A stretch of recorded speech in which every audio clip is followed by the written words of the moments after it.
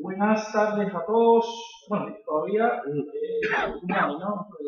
Por la mañana, no son las 12 del día todavía.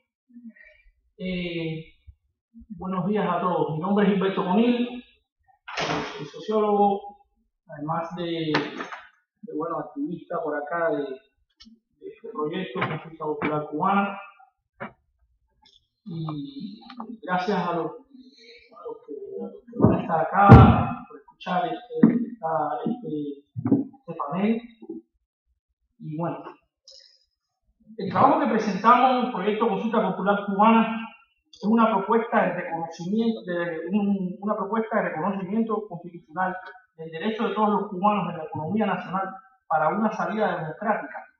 Tiene como finalidad abordar los retos que como ejercicio cívico y democrático de soberanía nacional puede ejercer el pueblo cubano, tratando de avanzar hacia una construcción de un proceso real y efectivo de apertura democrática para todos los ciudadanos cubanos.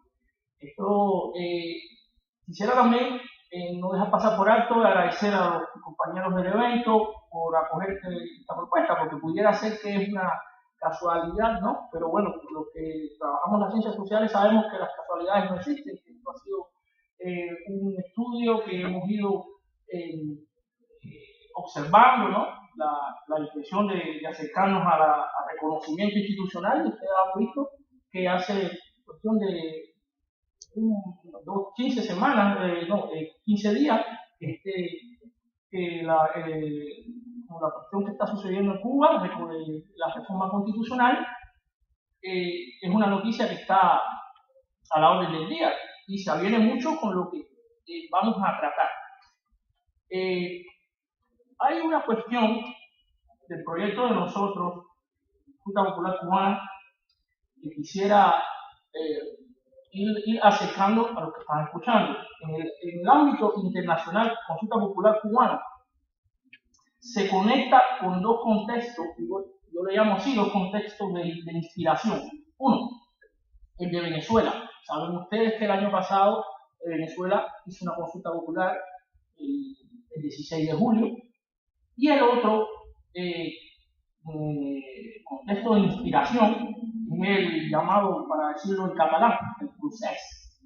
Lo que está sucediendo con el referéndum independentista catalán el 1 de octubre.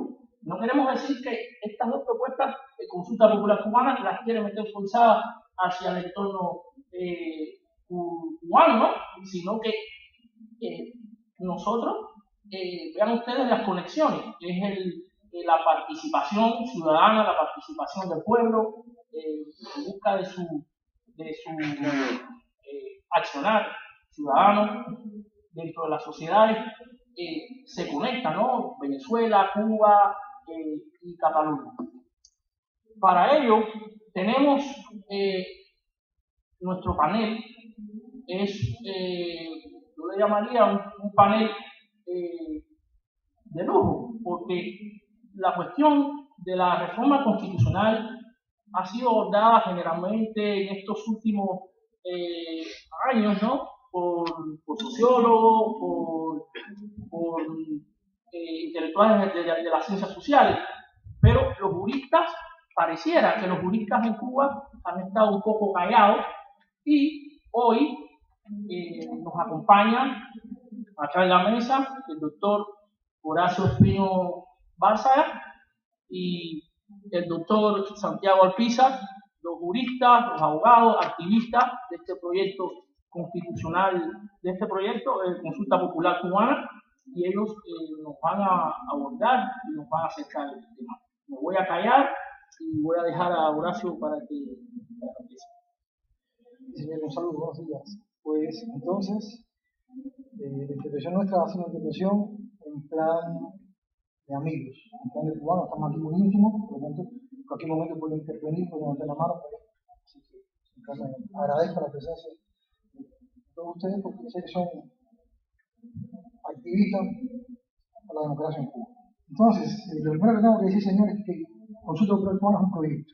Un proyecto que decir que no tipifica un tipo de organización.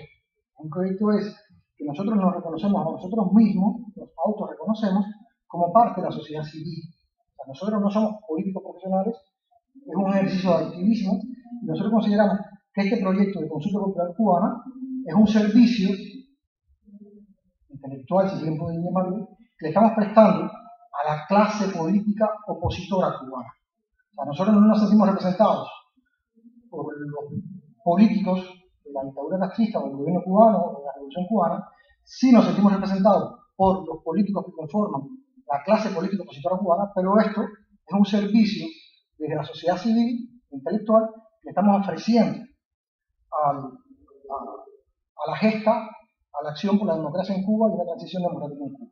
En ese sentido, entonces, este proyecto nace, entre comillas, y en plan economista, para ser vendido. Es un proyecto que nace para que el resto de las organizaciones, para que las organizaciones de la oposición cubana lo hagan suyo, lo abracen, porque si bien es cierto que este proyecto es un proyecto, entre comillas, complementario con el resto de los proyectos, es un proyecto que no entra en confrontación con las distintas vías alternativas que hay para llegar a una democracia en Cuba, digo distintas vías, y voy a mencionar 4 solamente por excelencia: una vía violenta, una vía, entre comillas, del empoderamiento económico, una vía que es la que defendemos nuestra, el empoderamiento del voto y el ejercicio del voto, y había una cuarta vía que pudiera ser, la cuarta vía pudiera ser la disidencia interna, o sea, una implosión del sistema.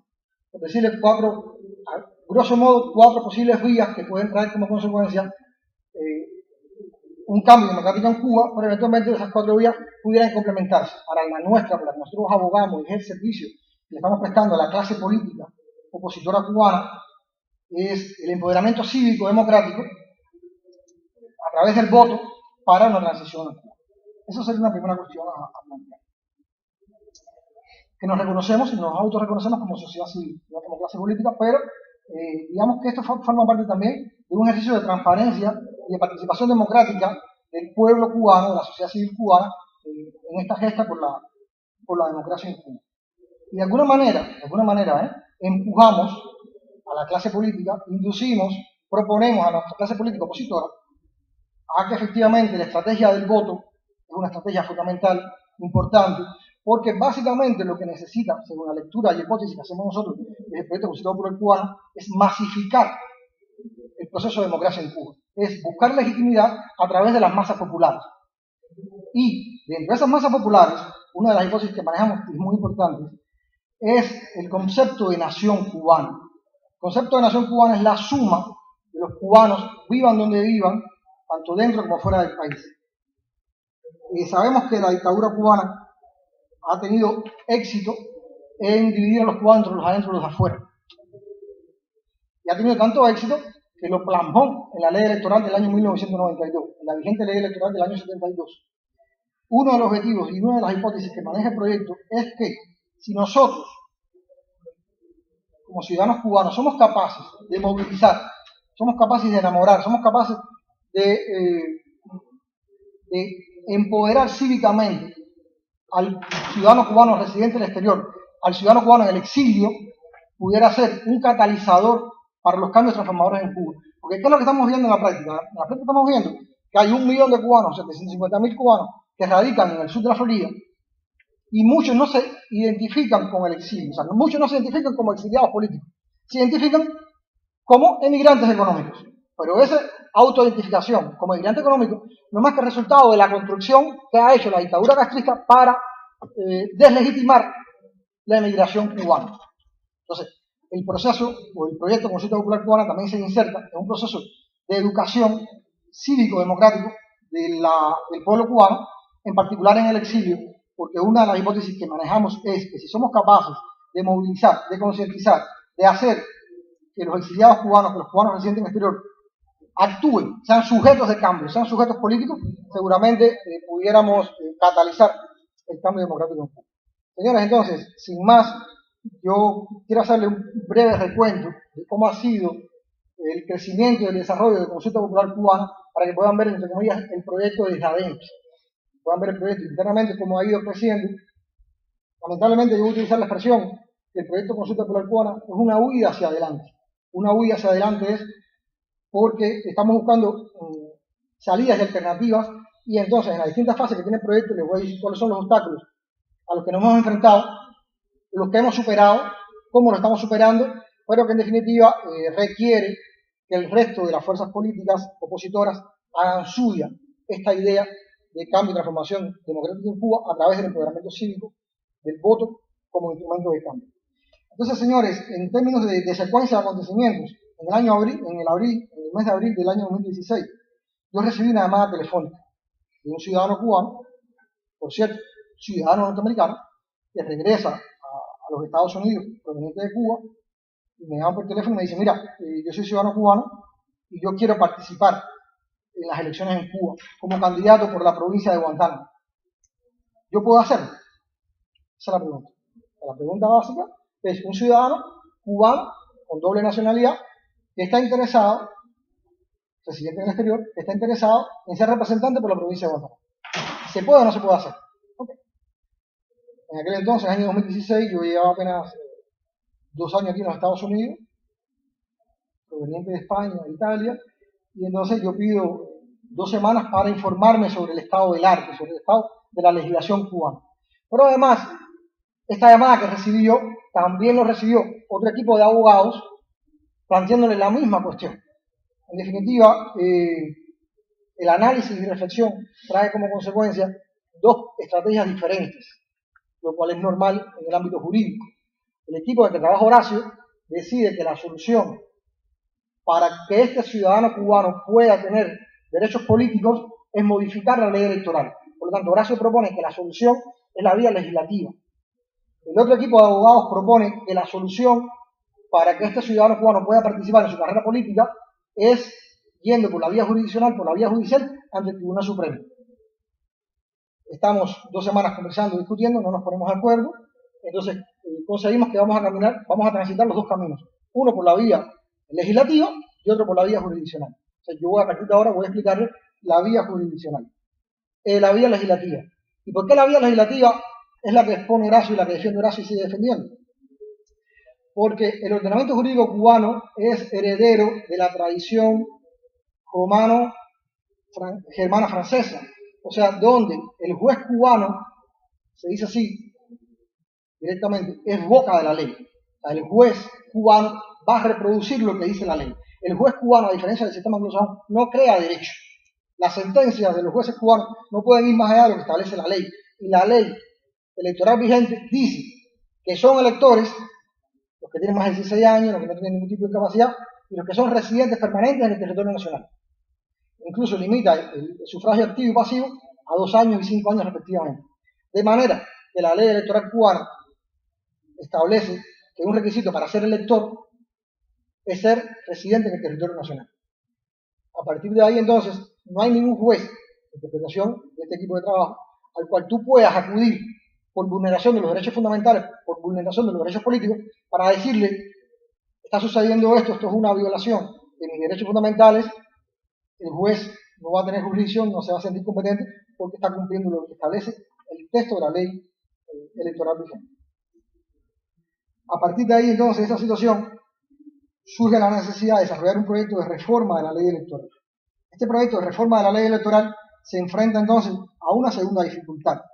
Se enfrenta a la dificultad que quienes están promoviendo la reforma de la ley electoral son cubanos en el exilio. Y estos cubanos en el exilio no son electores. Por no ser electores, no tienen capacidad de iniciativa legislativa. Entonces, digamos que si efectivamente, y es un punto que siempre sale, lamentablemente sale, que por qué los cubanos de afuera están reclamando derechos y los de adentro no pueden ejercerlo, en términos de un marco de dictadura. Y lo que tenemos que darnos cuenta sobre la hipótesis y la estrategia que maneja este proyecto es que los derechos de los de adentro y los de afuera van de la mano. Y cuando estamos defendiendo los derechos, estamos defendiendo los derechos de todos los cubanos. Incluso, si nosotros estamos luchando por el reconocimiento del ejercicio al voto, del ejercicio al sufragio de los ciudadanos cubanos residentes en el exterior, estamos brindándole un servicio a esos 10 millones de cubanos que están cautivos, entre comillas, en el territorio nacional. Dicho eso, entonces, nos enfrentamos que queremos hacer un proyecto de reforma de la ley electoral, pero no tenemos legitimación activa, porque no somos electores. Entonces, desarrollamos un escrito que se llama Promoción de una reforma electoral en Cuba para el reconocimiento del voto de los ciudadanos cubanos residentes en el exterior. ¿Pero por qué promoción? Porque no podemos hacerlo. Entonces ese escrito, que inicialmente tiene 4 párrafos, ¿a quién va dirigido? A aquellos que sí tienen la potestad legislativa. Son los diputados de la Asamblea Nacional, son las direcciones de las organizaciones de masa, son dirigidos básicamente al pueblo cubano, porque el pueblo cubano, o sea, el residente puede hacer suya esta solicitud de reforma de la ley electoral. Entonces planteamos la necesidad de reformar la ley electoral porque está violando la igualdad formal de todos los ciudadanos cubanos que establece la Constitución. Se está violando el derecho al voto y al sufragio que establece la Constitución como elemento válido para todos los ciudadanos, porque evidentemente cuando uno empieza a estudiar se da cuenta que hay una confrontación entre lo que dice la Constitución y lo que dice la ley electoral. La ley electoral dice más que lo que dice la Constitución. La Constitución dice que todos los ciudadanos cubanos mayores de 16 años tienen derecho al voto. Sin embargo, la legislación electoral viene a decir todos los ciudadanos cubanos que tienen más de 16 años tienen derecho al voto si son residentes en el territorio nacional. Dice más. Evidentemente hay una confrontación y nosotros entonces, en un estado de indefensión total, ¿por qué? Porque en Cuba no hay tribunal de garantía constitucional. En Cuba no hay un ejercicio de amparo constitucional. Entonces, se da la situación que se está dando ahora, y perfectamente podemos hacer este discurso en paralelo con lo que está sucediendo en Cuba ahora, en estas circunstancias de reforma de la Constitución cubana. En Cuba se da el hecho, que es por ello que tipifica como dictadura, sin ser agresivo en este término, se da el elemento que el órgano que tiene el poder constituyente es el mismo que tiene el poder legislativo y es el mismo que tiene el control de la constitucionalidad de las leyes. O sea, el mismo órgano que hace las leyes es el que se controla a sí mismo en términos de constitucionalidad de las leyes. O sea, como sucede en otros países occidentales, hay un control ex o un control post a la emisión de la ley, o hay un control judicial difuso o concentrado.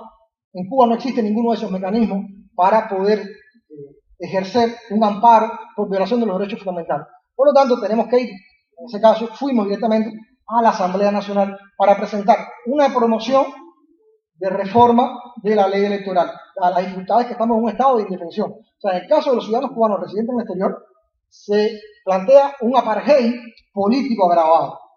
¿Político agravado por qué? Porque los ciudadanos cubanos residentes en el exterior, además de no tener derecho al sufragio, además de no ser electores y no participar en ninguna toma de decisiones, además de no tener derecho incluso a adjudicarse la herencia de bienes inmuebles en el territorio nacional y no poder participar en ningún proceso inversionista, no tenemos a quién acudir. Entonces, la estrategia del proyecto fue franca y sincera desde el inicio. Actuamos con muy buena fe, pero el objetivo fue buscar la manera más eficaz de cumplir con una condición que exigen las sedes internacionales, que es agotar los recursos del ordenamiento jurídico interno. La vía más expedita, más eficaz, más eficiente que nosotros concebimos cuando proyectamos el proyecto, fue: vamos a la Asamblea Nacional, que es el órgano legislativo competente, para reformar lo que ella misma hizo, y de esta manera, en un solo paso, agotamos los recursos del ordenamiento jurídico interno y podemos ir a las sedes del organismo internacional. Esa fue la concepción inicial, pero sí actuamos de buena fe. ¿Qué elemento fundamental tiene la propuesta de reforma de ley electoral que presentamos a la Asamblea Nacional el 6 de octubre del año 2016? Era, o es, la creación y constitución de circunscripciones electorales en el exterior.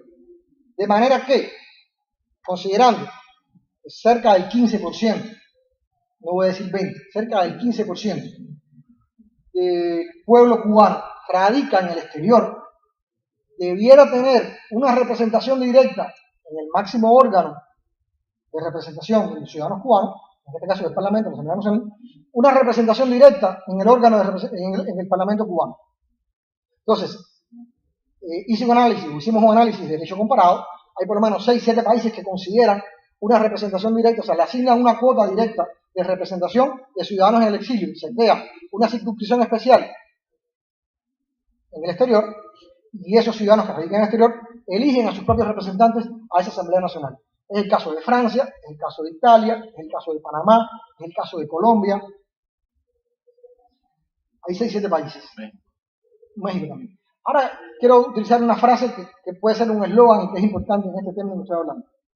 ¿Qué sucede con la legislación cubana? La legislación cubana es discriminatoria, y siempre digo discriminatoria agravada, porque de manera absoluta y desproporcionada prohíbe el ejercicio de los derechos políticos de los ciudadanos cubanos residentes en el exterior. Valga la redundancia, de los emigrados cubanos.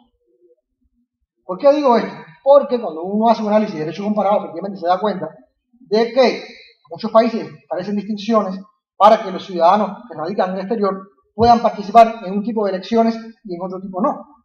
Por ejemplo, en las elecciones locales, como sucede también en España, los residentes en el exterior no participan, digamos a nivel de municipio, a nivel de provincia, pero a nivel de comunidad, en el caso de España, y a nivel de representación a nivel nacional, todos los ciudadanos que radican en el exterior sí participan por derecho propio en esas elecciones. Eso no sucede en el caso de Cuba. En el caso de Cuba, la prohibición institucional, y por eso decimos que es una discriminación estatal de las propias estructuras del Estado, es total y absoluta. Es un elemento realmente que tiene que saltar a la vista, y nosotros creemos que no se le ha dado la suficiente divulgación, porque existe la marca propagandística de la revolución cubana. Y las izquierdas del mundo apoyan, en un acto a veces de populismo, a la revolución cubana sin conocer los elementos a fondo de cómo el propio pueblo cubano sufre la propia institucionalidad y el propio ordenamiento jurídico de la dictadura cubana, porque básicamente, este es el punto al que quiero llegar, la dictadura cubana es una dictadura legal. ¿Okay? Ya sabemos que no es un Estado de Derecho, porque no se garantizan las libertades individuales, los derechos fundamentales no están garantizados porque no hay tripartición de poderes, no hay tribunales constitucionales, no hay posibilidad de ejercer un derecho de amparo constitucional, entonces no hay garantías al ejercicio de los derechos individuales, pero sí es una dictadura legal, en tanto en cuanto uno de los fundamentos de la Constitución socialista es la unicidad del poder. A partir de que hay una unicidad del poder, e incluso una de las cosas más aberrantes que he visto, y lo digo así, con esa palabra fuerte, ahora a raíz de esta situación que se está dando en Cuba de reforma constitucional, es ver al presidente de la Asamblea de Asuntos Constitucionales del Parlamento cubano decir que el Partido Comunista está por encima de la Constitución. A partir de ahí entonces es una entelequia decir, incluso diciéndolo yo porque lo dice el texto constitucional, que la Asamblea Nacional tiene facultad constituyente. Quien en definitiva tiene iniciativa constituyente y tiene facultad constituyente es el Partido Comunista, es el Congreso del Partido Comunista, es ¿cómo se llama el otro? El Comité Central, el Grupo Político del Partido Comunista es quien incita, no voy a decir coacciona, no voy a decir empuja, es quien incita los cambios constitucionales en Cuba. Porque básicamente, esto es importante decirlo, y este es, digamos, el centro y el origen de Consulta Popular Cubana, la soberanía popular en Cuba no radica en el pueblo.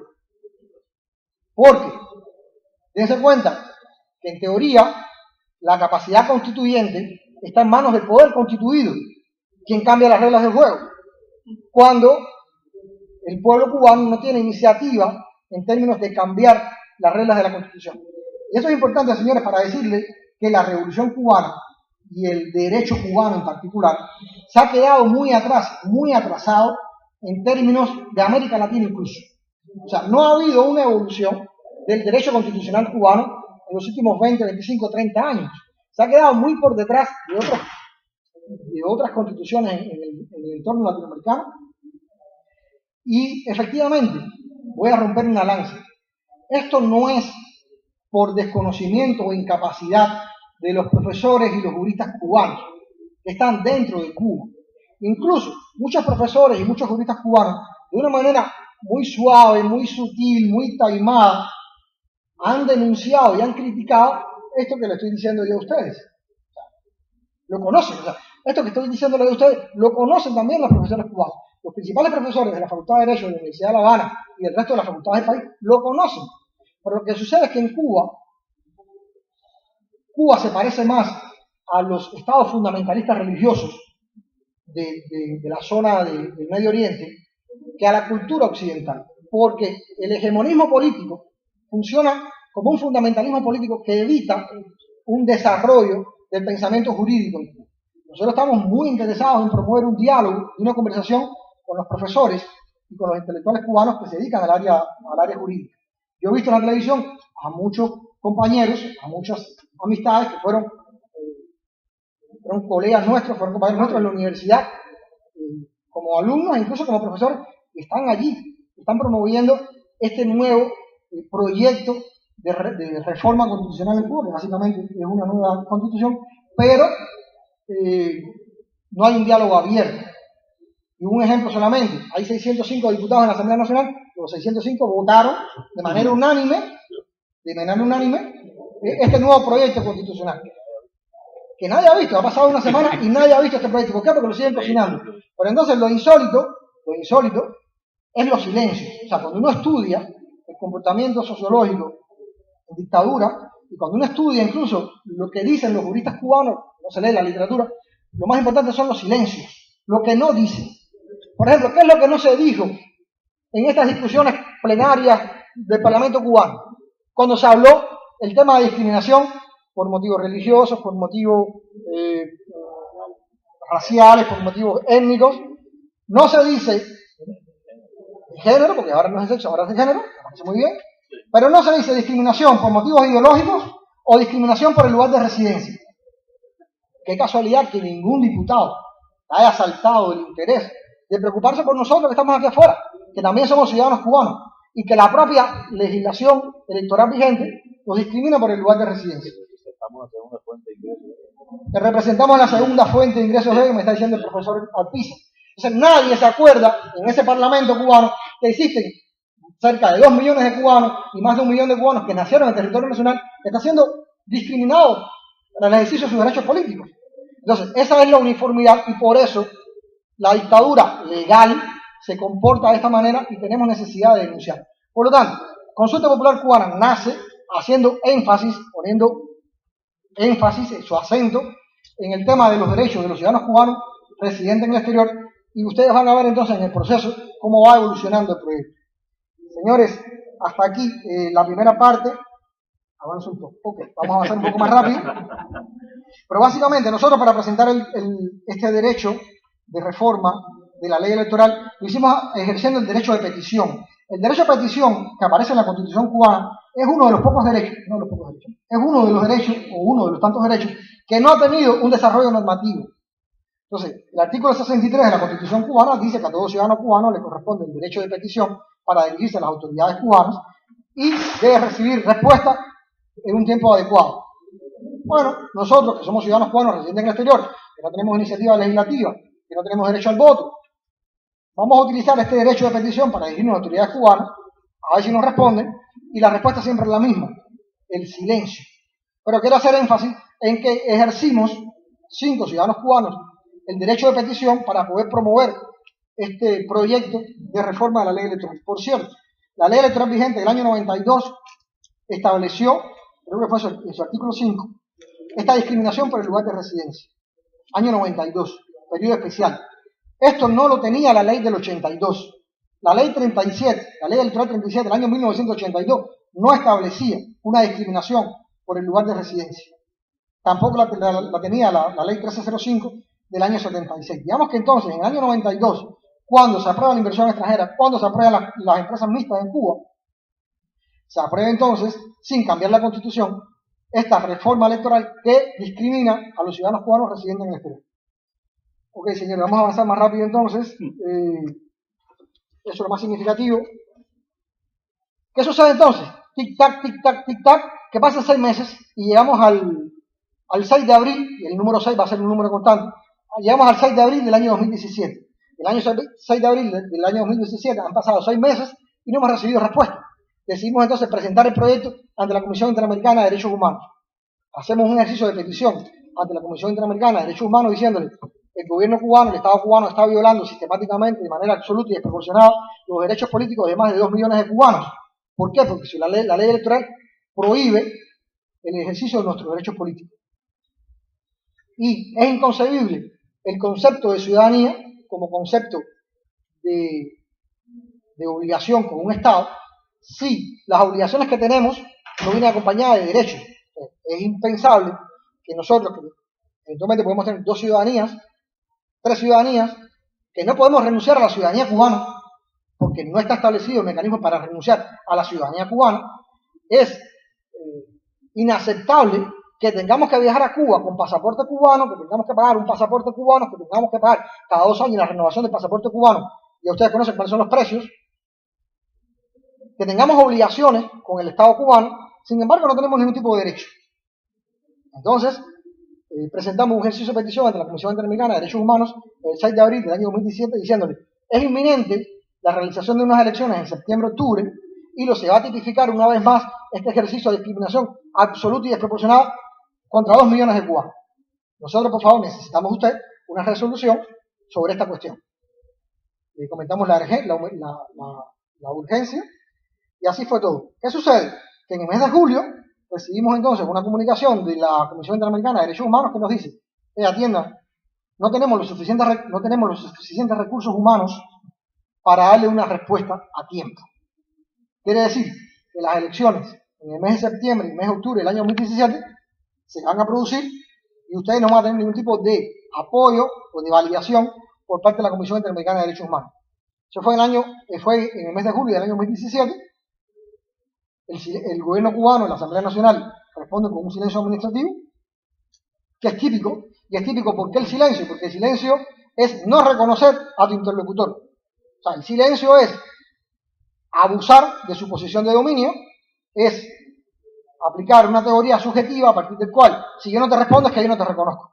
Y eso es lo que ha pasado siempre con el gobierno cubano, que es capaz de sentarse a dialogar con el gobierno de los Estados Unidos, sin embargo, no es capaz de sentarse a dialogar con los disidentes y los opositores cubanos. ¿Por qué? Porque implica un no reconocimiento. Esa es la cuestión por qué el gobierno cubano no responde. En fin, entonces nos encontramos ante una situación de indefensión, donde la Comisión Interamericana no tiene los recursos suficientes para dar una respuesta. Se produce entonces la votación en el mes de julio de los hermanos venezolanos. Y nosotros nos decimos: bueno, vamos a quedarnos con los brazos cruzados. ¿Cómo es posible entonces que nos quedemos con los brazos cruzados? Se va a tipificar una vez más un ejercicio de discriminación. ¿Qué podemos hacer? Entonces, viene un segundo momento. Hasta este primer momento, la fase se llamó Cubanos Todos, Votamos Todos. Y así le pusimos en Chen, un RG, la campaña Votamos Todos, Cubanos Todos, Votamos Todos, por un cambio de una reforma de la ley electoral. Y a partir de este momento decimos: bueno, señores, ¿y por qué no le damos la oportunidad al pueblo cubano, tanto de adentro como de afuera, de realizar unas elecciones democráticas libres sin coacción estatal, donde podamos participar todos los cubanos, tanto los de adentro como los de afuera, sobre cuestiones que sean de importancia, pero de alguna manera que el pueblo cubano vote en un ejercicio soberano?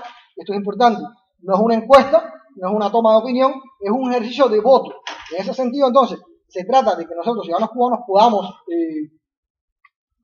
empoderarnos de ese ejercicio de soberanía que nos ha sido hurtado, y que tengamos la capacidad entonces de autoorganizarnos, de autorreconocernos como ciudadanos cubanos, y que nosotros mismos nos dotemos entonces de las instituciones paralelas al gobierno cubano, por fuera de la legalidad de la dictadura, para entonces poder tener una legitimidad y una representación. ¿Ante quién? Ante el pueblo cubano y ante la opinión pública internacional. Eso es importante, el ejercicio de subjetividad que tratamos de desarrollar con Consulta Popular Cubana, donde nosotros mismos, ciudadanos cubanos, vamos a elegir lo que nos interesa, vamos a votar sobre las cuestiones que son importantes para nosotros y vamos a desconocer ese mecanismo electoral de la dictadura que nos discrimina y no nos reconoce.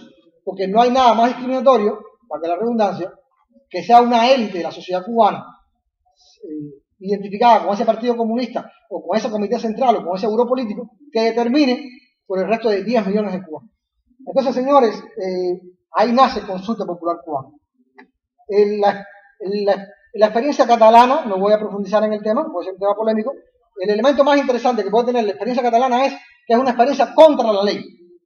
Y aquí ponemos en marco entonces de que a veces, incluso estados democráticos como España, y digo estados democráticos en voz alta, y las democracias tienen grados de calidad, pero un estado democrático como España se encuentra en la confrontación, en la fricción, en el conflicto, hasta dónde llega la legalidad de un Estado y entonces la voluntad política para superar determinado marco de legalidad para darle cabida a un espacio de democracia y resolver cuestiones que son meramente políticas.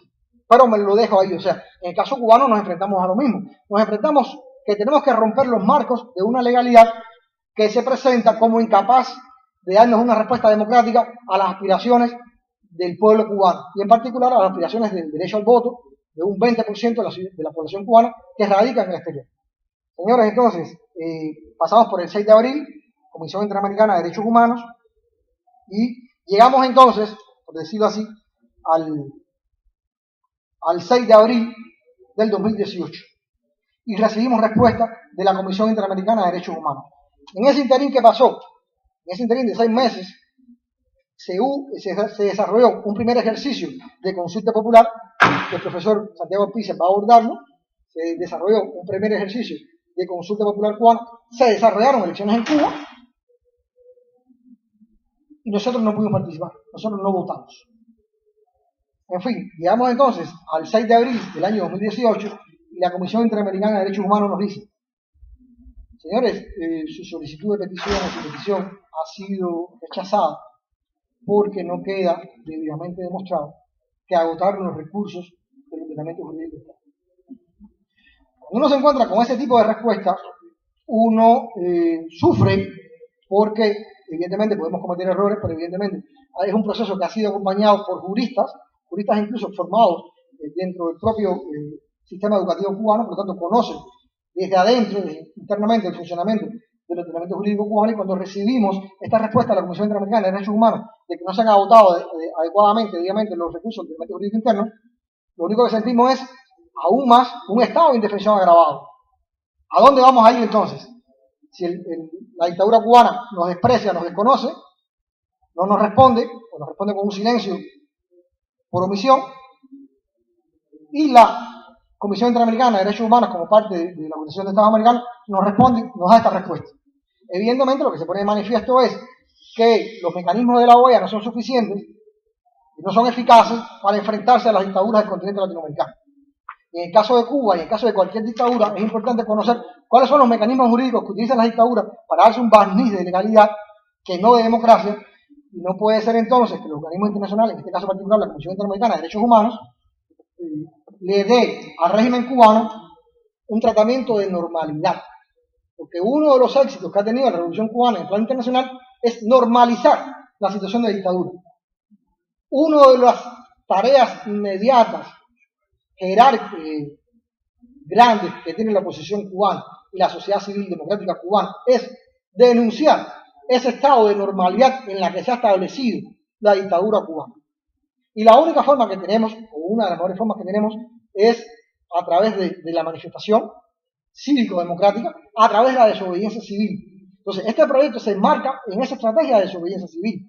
Primero, empoderando al ciudadano cubano con el tema del voto, educando al ciudadano cubano, pero la cuestión es romper el estado de normalidad en la que se ha asentado la dictadura cubana. ¿Por qué? Porque en Cuba no pasa nada. Pero básicamente este proyecto se inserta en esa estrategia mayor. En fin, señores, publicamos Consulta Popular Cubana en Change.org, recibimos también sobre 500 firmas con nombres, apellidos, correo electrónico, dirección. Básicamente entonces, estamos llegando al final de esta exposición. Nosotros desarrollamos un documento donde planteaba la hipótesis del proyecto. Consulta Popular Cubana se constituyó como figura jurídica en el sur de la Florida, o sea, una corporación registrada. El amigo Santiago Alpizar ha sido el agente legal de la corporación. El amigo Santiago Alpizar nos ha brindado un servicio jurídico ad honorem, o sea, gratuito, de apoyo por parte de su trabajo activista. Estamos muy agradecidos porque es un trabajo que realiza el abogado Santiago Alpizar desde la organización, desde su proyecto de Cuba Demanda, y es un servicio que le presta, muy agradecido no, al resto de las organizaciones que participan en esta gesta por la democracia en Cuba. Entonces quiero decirle, esto es solamente una anécdota, no quiero darle demasiada importancia, yo no recuerdo en la lexicología del gobierno cubano utilizar el término consulta popular.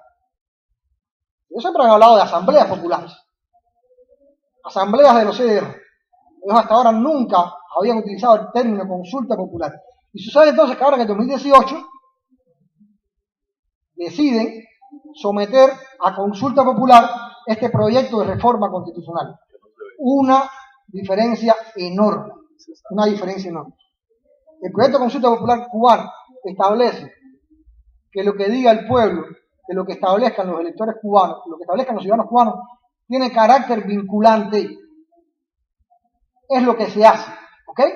La consulta popular que está proponiendo el gobierno cubano es más de lo mismo. Son las asambleas de barrio para que la gente hable, para que la gente haga catarsis, para tener un feedback y una realimentación de cuál es el sentir y la opinión del pueblo cubano como mecanismo de represión, por cierto. Entonces, hay una diferencia muy grande, más allá que estén utilizando el término de consulta popular, no tiene que ver absolutamente con el carácter vinculante que le estamos dando nosotros en este proyecto. ¿Ok? Y es incierto que luego someter a referéndum el proyecto que salga después de las consultas populares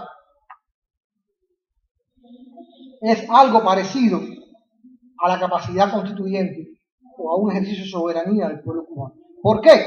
Porque le están dando un proyecto cocinado, cocido, a la medida y necesidad del régimen castrista y de la dictadura comunista. En tanto y en cuanto, importante, cuando yo hablo para la clase política opositora cubana, pero sobre todo hablo para la gente de a pie, para que nos entienda, tener iniciativa legislativa o tener capacidad constituyente, y ahora me vino a la mente así, por supuesto, inmediatamente el proyecto Varela, es que el pueblo cubano, reunido en una asamblea constituyente, pueda proponer los cambios y la constitución que quiere darse. Pero ¿por qué en Cuba no hay una asamblea constituyente? Porque en Cuba no hay partidos políticos, no hay fuerzas políticas. En Cuba hay un monopolio del Partido Comunista. ¿Con quién vamos a hacer una asamblea constituyente si no hay alternativas políticas? Y en eso consiste la democracia. Por eso decimos que en Cuba no hay democracia y Cuba es una dictadura. Y por eso no hay asamblea constituyente. La última asamblea constituyente que hubo en Cuba, año 38, 39, con la constitución del 40. De ahí para acá no se justifica que haya asambleas constituyentes porque estamos padeciendo el monopolio del Partido Comunista. A partir de ahí, cualquier cosa que se haga es una tergiversación de un concepto de democracia o un concepto de elecciones. ¿Ok? Bueno, señores, sin más, le doy la palabra al profesor Santiago Pizar. Muchísimas gracias. Bueno, miren, la verdad que no lo voy a aburrir con un discurso de media hora, mucho menos. Yo sencillamente quiero explicar qué hacemos nosotros de Cuba Demanda y cómo apoyamos el proyecto de consulta popular, que me parecía era interesante porque estábamos siguiendo la saga de Osvaldo Payá cuando hizo el proyecto Varela, y incluso tenemos el apoyo de Rosa María en cuanto a la estrategia a seguir o que se siguió durante el proyecto Varela. La diferencia es que nosotros quisimos convertir en un arma de solicitud el artículo 63 de la Constitución de Cuba.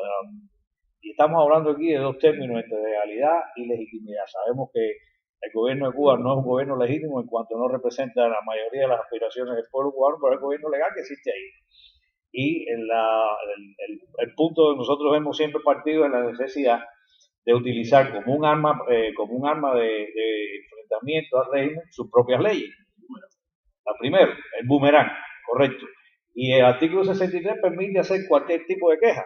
Y sabemos que siempre las quejas terminan en un silencio administrativo. Nosotros queremos sobrepasar ese umbral.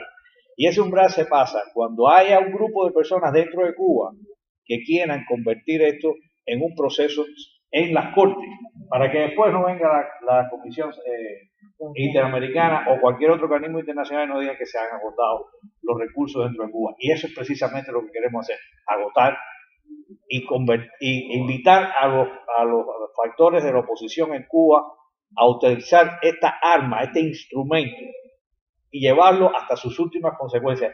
Constantemente estamos haciendo, y Horacio se refería a los resultados, y lo voy a decir brevemente, de esta consulta popular. Nosotros le pusimos el paréntesis, y 500 personas salieron del closet para votar sobre dos preguntas esenciales. Con sus nombres y sus apellidos, no hubo necesidad de llevarlas a notario porque la ley no lo requiere. Sencillamente dijeron, nosotros, estos cubanos que están aquí de distintas provincias del país, y eso es algo interesante porque votaron gente de Holguín, de Matanza, de Villa Clara, de Santi Espíritu, de Mayabeque, de La Habana, diciendo queremos dos cosas, un Estado democrático para Cuba y dos, que se reconozca la propiedad privada. Mira, ahora van a reconocer la propiedad privada, ¿sabe usted con qué limitación? Y lo que nosotros queremos es convertir que ese proyecto que afirmaron 500 cubanos, más los miles de cubanos que apoyaron y firmaron el proyecto Varela, sean oídos. ¿Dónde? En los tribunales de Cuba. Donde después que se agote la vía de tribunalicia en Cuba, entonces que sean oídos, si no es así, para legitimizar el proyecto de la oposición en Cuba en la esfera internacional. Esa es la única vía que nosotros concebimos, pensamos que debe utilizarse para legitimar a la oposición y a la disidencia en Cuba. Lamentablemente vemos que, por ejemplo, en la última participación que tuvimos en el caso de Ariel Ruiz Urquiola, logramos que saliera Ariel Ruiz Urquiola con una licencia extrapenal, pero no logramos, a pesar de que lo propusimos, le mandamos hasta el texto de la revisión, que alguien o múltiples personas presentaran la revisión en el Tribunal Supremo. O, más importante aún, y es utilización también de la ley, que se presentara un recurso de proceso de amparo en la posesión por la finca de Ruiz Urquiola en Pinar del Río. Si esas cosas no se terminan de hacer, solo hemos logrado la mitad de la batalla. Porque, y estamos, a través del ejemplo claro de Urquiola, estamos hablando a través de legítimo y legal. Estamos legitimizando su causa, pero aún no hemos deslegalizado la sentencia que le impusieron por el delito de desacato, y estoy viendo que si no hace lo que le estamos recomendando, ahora mismo se va a enfrentar a un proceso en el cual le van a cancelar el usufructo de la finca que tiene. Entonces, si nosotros no terminamos de hacer las cosas que nos permiten hacer la ley en Cuba, siempre vamos a obtener la negativa de apoyo total y absoluto por parte de las organizaciones internacionales. Las organizaciones internacionales, todas las que venan por los procesos políticos democráticos en cualquier país, siempre van a exigirnos que terminemos de hacer las cosas dentro de Cuba, para ellos entonces audienos y apoyarnos. Y esto es un elemento esencial que ha sostenido en todas las reuniones. Ejemplo, la Unión Europea. La Unión Europea no quiere oír de otras cosas que no sean las cosas que terminan haciéndose en Cuba, obteniendo unas resoluciones judiciales a favor de temas que hablen de las violaciones de derechos humanos. Mientras tanto, ellos van a seguir el negocio con Cuba. Y un negocio importante. Hay un acuerdo importante entre la Unión Europea, por ejemplo, por citar un ejemplo, y Cuba, que llama por la colaboración. Pero ese propio acuerdo tiene un acápite que le permite a la Unión Europea suspender cualquier tipo de colaboración si ellos consideran, en la consideración europea, que hay violaciones en Cuba de los derechos sustanciales y fundamentales a sus ciudadanos. Si eso no lo logramos hacer, no podemos entonces pasar al grado superior, que es la legitimación absoluta de la oposición en Cuba. Esa es la esencia del proyecto de Cuba Demanda, que ha visto en Consulta Popular Cubana una de las vías para lograr este consenso de legitimación que nosotros necesitamos. Lamentablemente somos somos 4 gatos esencialmente. 4 gatos hay allí y somos 3 acá, así que podemos hablar de lo que sea. Yo solamente quiero dar un par de cuestiones generales. Es que este es un tema tan aburrido que a nadie le interesa. Claro. El objetivo nuestro es colocar en el imaginario colectivo de la oposición cubana, o colocar en el imaginario colectivo del pueblo cubano, de que hay alternativas.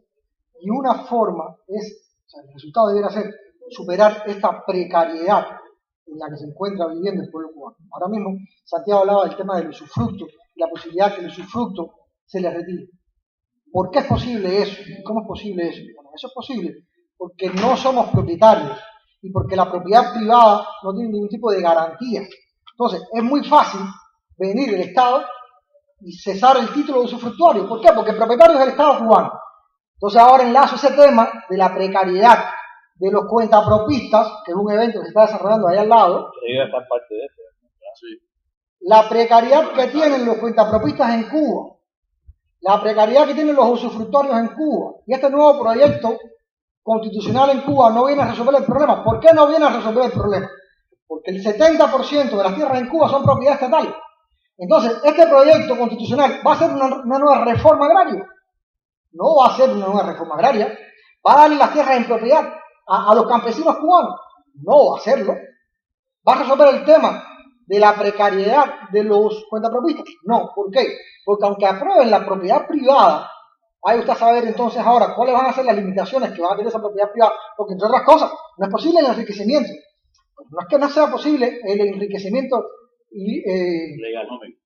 enriquecimiento ilícito. O sea, es que no estamos hablando de ningún ilicitud. No es posible enriquecerse con tu propio trabajo, con tu propio esfuerzo, con tu propio talento, porque la dictadura cubana lo ve como una amenaza, como un temor, como que pierde el control de la ciudadanía cubana. Entonces, efectivamente, por eso, desde aquí también, cuando Cuba demanda, como Consulta Popular Cubana, como Encuentro Nacional Cubano, que radica en Puerto Rico, estamos llamando a un no a este referéndum constitucional en Cuba. Y nosotros consideramos entonces que esta votación, este referéndum constitucional que está organizando el gobierno cubano, de hecho, constituye un segundo ejercicio de consulta popular, al cual nosotros estamos llamando que el pueblo cubano participe, pero que participe con un no, para que este no sea un no a la dictadura cubana, un no a este ejercicio de legitimación. ¿Por qué? Porque desde hace 2 años nosotros veníamos advirtiendo que esto iba a suceder, porque el pueblo cubano y la realidad cubana se parecen más a América Latina que lo que el gobierno cubano le dice al pueblo. ¿Por qué? Porque la historia dice que los golpes de Estado, que las rupturas constitucionales que se han dado en América Latina en los últimos 100 años, siempre vienen acompañadas después con un proceso constituyente y con una nueva constitución, como mecanismo de legitimación de esos golpes de Estado y de esas rupturas constitucionales. Por lo tanto, en Cuba veíamos venir que venía una nueva constitución para poder entonces legitimar la sucesión castrista y la continuidad de la dictadura. Y se tipifica una vez más esta discriminación y este apartheid político al cual estamos sometidos el 15-20% de la población cubana con capacidad de voto que radica en el exterior y que una vez más nos vemos ninguneados, desconocidos, porque desde el punto de vista institucional y estatal es el propio Estado cubano quien tipifica esta discriminación política que estamos sometidos 2 millones de cubanos. Gracias. No somos muchos. Venga. En los organismos internacionales, como además con la idiosincrasia latina, como así. Si quieres. A ver, grita. No te preocupes, ya. ¿Qué puede gritar? No te cargan por eso. Los organismos internacionales, sobre todo los que comparten la idiosincrasia latinoamericana, como la Comisión Interamericana de Derechos Humanos, por ejemplo, tienen la sensibilidad, no solamente el conocimiento teórico, intelectual, tienen la sensibilidad de cuáles son las diferencias y las trampas de estos sofismas legales dentro del aparato autolegalista institucional cafista. Sí, lo tienen. Claro que lo tienen y temen es que temen abordar el tema por muchísimas razones, incluso la de que ser sometido en sus personas al chantaje político por parte de la dictadura de Cuba. Y eso es harto conocido. Estas comisiones están compuestas por juristas de tremendo prestigio en Latinoamérica y conocen perfectamente lo que se está hablando, y por eso prefieren acercarse a la consideración adjetiva que tiene la ley. Y en esto no sé si hay algún otro abogado aquí, pero estamos hablando de 2 cosas. Está la ley objetiva, que es la ley que define los conceptos de los sustantivos, y la ley adjetiva, que es la que dice cómo hacer esas cosas. Entonces ellos se detienen ahí. Ustedes no han terminado de hacer lo que la legislación en Cuba, por eso que lo conocen a la perfección, permite hacer para que ustedes puedan venir aquí, entonces a reclamar lo que sea. Es un recurso legalista de salida. Exacto, y ellos han visto que el silencio administrativo del que hablaba Horacio es la vía y el recurso esencial que la dictadura ha opuesto a cualquier intento procedural de colar dentro del sistema tribunalicio judicial cubano un tema que importe de verdad a la oposición. Y yo digo que ese se puede vencer a través de recursos, establecer una ley como es el recurso de alzada al Ministerio de Justicia y otros recursos que yo quiero, que yo no lo puedo hacer desde aquí porque estoy en Estados Unidos, que yo quisiera que un opositor cubano que dice que le sobra valor para hacerlo, lo complementara. incluso por su propio derecho, a veces no necesitan ni siquiera representación letrada, que también rehuyen en Cuba los abogados del bufete colectivo cuando tienen la obligatoriedad de hacerlo, de acuerdo a lo que dice el artículo, el decreto 81 del año 1983, del año 81. A pesar de todo eso se puede lograr. Entonces, yo lo que quiero es que digan que no todo el tiempo, pero hay que vencer el silencio. Hay que vencer el silencio. El procedimiento se llama procedimiento administrativo por el cual tú puedes ir contra las resoluciones, pero las resoluciones son actos positivos de acción jurídica por parte de la administración del Estado. Y eso es lo que tenemos que lograr. Estuvimos a punto de lograrlo también en estas últimas elecciones porque se fueron a impugnar en las mesas electorales a través de instrumentaciones que nosotros dimos a opositores cubanos para impugnar el resultado de las mesas electorales en determinados colegios, pero no se llegó después a la comisión electoral con una queja positiva que obligara al gobierno a responder y con esa ir en recurso al ministro de Justicia y con ello después a los tribunales para impugnar las elecciones en Cuba, que todo el mundo sabe el carácter fraudulento hasta el punto de que no consideran válidos los votos que son abstenciones. Y por esa razón no conocemos las verdaderas estadísticas de cómo votó el pueblo cubano. Por eso también tenemos que exigir a través de todos estos mecanismos que haya verificación internacional. Por ejemplo, en este próximo referéndum que se va a hacer, todos son sistemas de presión que hoy en día están en boga, porque desde hace muchos años se ha renunciado al derrocamiento violento de un gobierno por parte de un grupo rebelde y el carácter beligerante de la oposición ha sido eliminado como una figura jurídica en la política internacional. Ese es el punto. Horacio, bueno, si del público...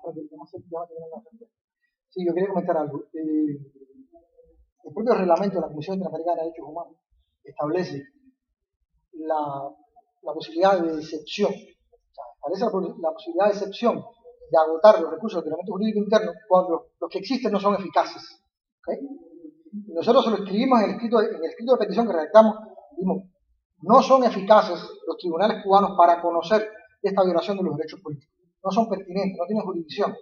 Lo saben. Y yo creo que sí, que hay algo de falta de sensibilidad en tanto y en cuanto al funcionamiento de los mecanismos legales de las dictaduras que hay en el continente. Yo creo que sí, que hay un poco de falta de sensibilidad y tiene que ver mucho con este estado de normalización que ha logrado la dictadura cubana, que se le dé un tratamiento similar al que se le pueden dar a otras democracias del continente, que pueden ser con mayor o menor calidad en términos democráticos, pero son democracias que tienen un ordenamiento jurídico que funciona, que tienen una serie de garantías legales que funcionan, que no funcionan en el caso de Cuba. Por lo tanto, nosotros pensamos y concebimos que la Comisión Interamericana de Derechos Humanos tenía suficientes elementos para decir en Cuba los mecanismos legales que existen no son eficaces para venir a resolver esta cuestión. Y este proyecto hizo bien en ir directamente a la instancia legislativa, que es la única con capacidad de reformar la ley electoral vigente, que es la que tipifica la discriminación a la que están siendo sometidos 2 millones de ciudadanos cubanos en el exterior. Mira, o sea, eso es un comentario. La excepción nunca la van a aplicar hasta que no haya una regla en la cual ellos vean que se ha sometido a través del procedimiento interno de Cuba una serie de mecanismos y reclamaciones y ninguna funciona. Entonces la excepción se convierte en una... Van a decir, es verdad que no son eficaces porque hemos visto 70 veces que se ha tratado de hacer y no se ha podido. Pero el problema es que no lo hacemos, no terminamos de hacerlo dentro de Cuba. Y eso es un defecto que tenemos que criticarnos todos los que estamos en el negocio, vamos a decirlo así, de la oposición y la disidencia. Cuando digo negocio es hablando del término de la etimología misma. Ocio es cuando tú estás descansando, cuando tú estás haciendo algo a favor o en contra del ocio, estás haciendo algo positivo.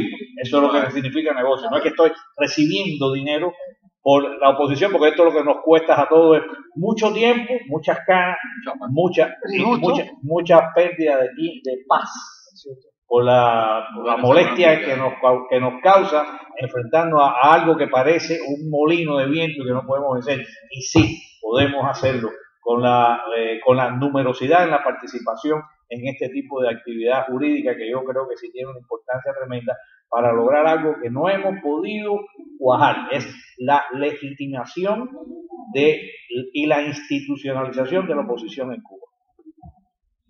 Yo creo que un avance de ese susto mismo de ellos fue las formas represivas que adoptaron contra el proyecto Varela. Claro. Después de tener una base popular inequívoca, exacta, correcto, con números de carnet de identidad que se de acuerdo, irrefutablemente, ¿qué es lo que hicieron? Otras formas represivas, no la respuesta legal dentro de su boomerang. Correcto, y pudieron haberla hecho, adoptaron el silencio en vez de haber dicho adolecen de tales y tales efectos, no lo hicieron, y por eso nosotros decimos, en prevención de la adopción de ese instrumento sutil que la ley permite, de buscarle la forma inadecuada a la presentación de una queja, la imperfección jurídica de la presentación de la queja que pudiera haber adolecido el proyecto Varela, independientemente de la valentía que significó haberlo hecho, haber obtenido tantas firmas. Nosotros lo que hicimos es, bueno, no vamos a hacer ninguna otra cosa que no sea el artículo 63 que dice, tú puedes pedir lo que tú quieras, sin necesidad de que haya una firma notarizada por nadie, ni mucho menos. Y a base de eso, hacer todo lo posible dentro de Cuba. Pero hay que hacer todo lo posible, no solo lo posible, no solo lo primario, sino hay que terminar el proceso. Sí, yo creo que, bueno, dando pie un poco al debate, ¿no? Porque tenemos tiempo todavía. Yo creo que una propuesta como esta necesita promoción, necesita educación, por supuesto, del pueblo cubano, necesita educación de la sociedad civil, promoción, conocimiento. Yo quiero, Horacio, que tú insistas un poco más en lo novedoso, por ejemplo, y aquí ya va un poco mi pregunta, pero bueno, nosotros somos amigos y debatimos y siempre salta un poco la pregunta de que Consulta Popular Cubana, ¿en qué pudiera diferenciarse y a la vez estar conectado, ¿no?, con otras propuestas? No sé, a mí ahora se me ocurre que, bueno, Cuba Decide, otro 18, ¿cómo se conecta, pues se diferencia, cuál es la singularidad y cómo se pueden dar de la mano para avanzar en lo que nosotros, lo que la Consulta Popular está proponiendo? Sí, yo creo que es importante que todos los proyectos que tenemos nosotros en la oposición cubana son complementarios. Y una de las cosas en las que hemos hecho mucho énfasis es en evitar el fuego amigo.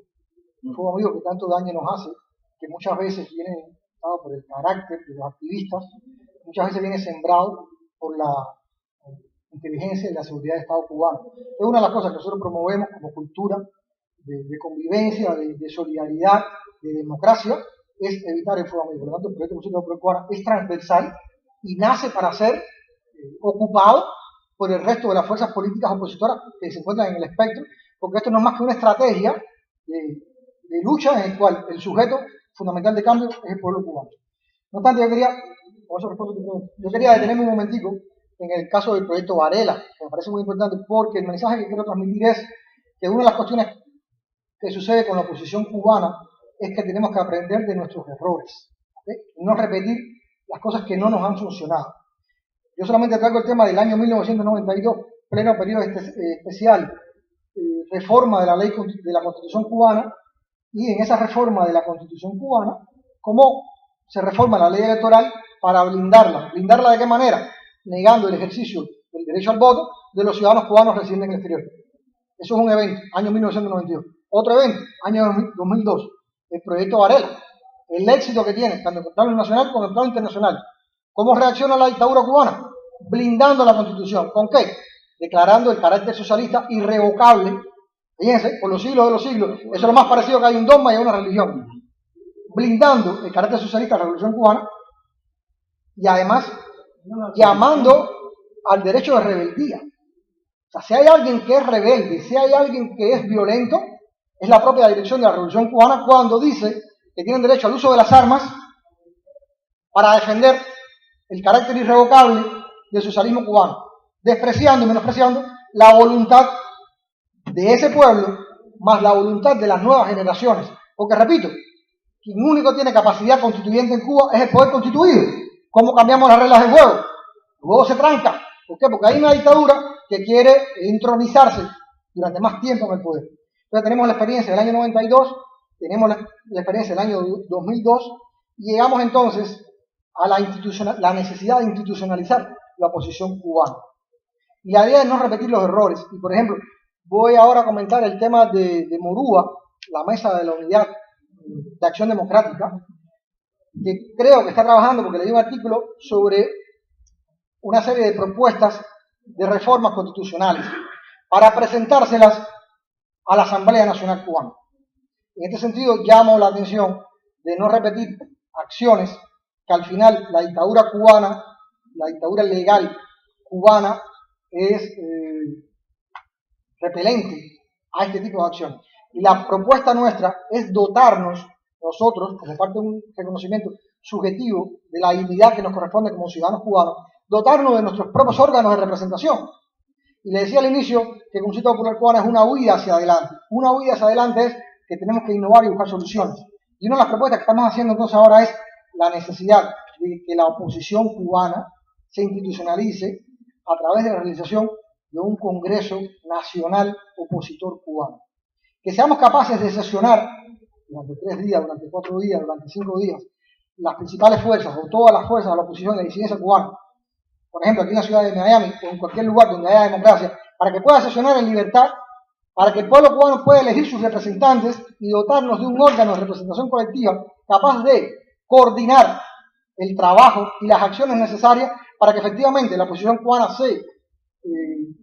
se levante como una alternativa de cambio real para el pueblo cubano y como una respuesta tanto a las necesidades del pueblo cubano como ante la opinión pública internacional. Nosotros consideramos que es necesario ya dar un salto cualitativo en términos de organización y coordinación del trabajo, y para eso eventualmente pudiera ser la necesidad de desarrollar un Congreso Nacional Opositor Cubano para entonces darle cara, forma a todas estas demandas y a toda esta lucha que ya lleva demasiado tiempo y demasiados mártires.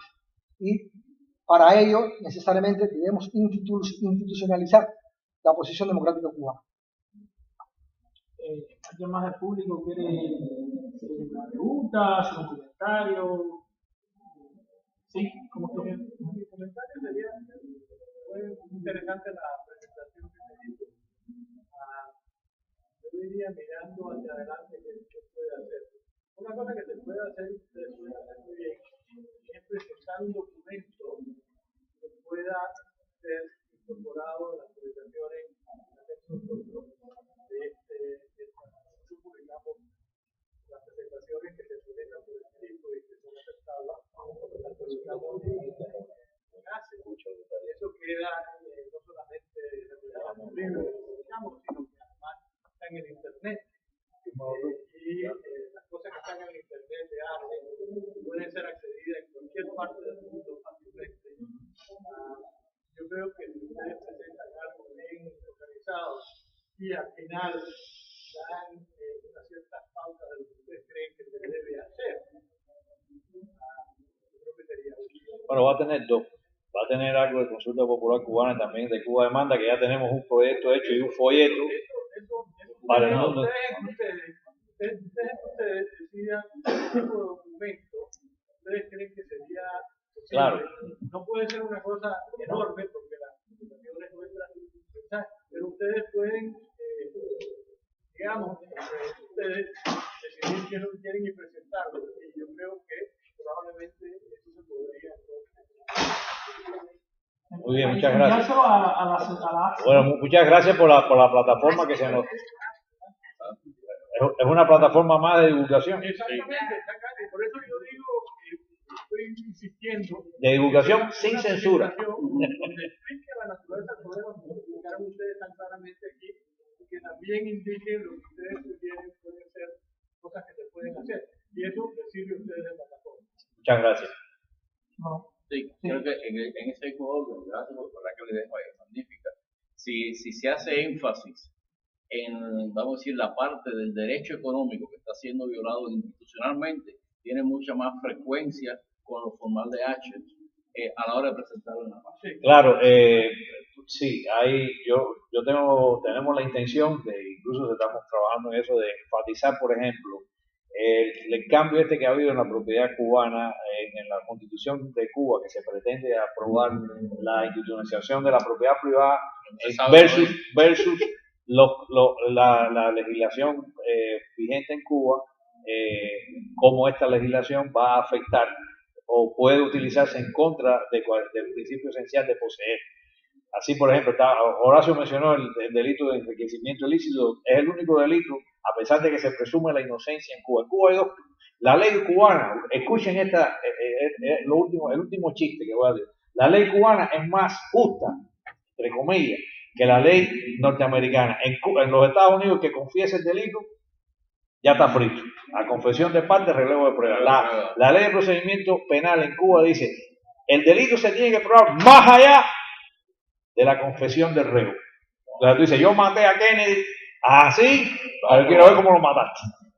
Pero aparte de eso, a pesar de eso, el Código Penal tiene una figura que se llama enriquecimiento ilícito, donde dice que a pesar de todas esas garantías que hay, de la presunción de la inocencia y de la probatoria más allá de la confesión del acusado, tú tienes que probar dos cosas, que tú eres inocente del delito que te están acusando, de ese enriquecimiento ilícito, y que la procedencia de los bienes que están envueltos en el tema del delito son legítimos.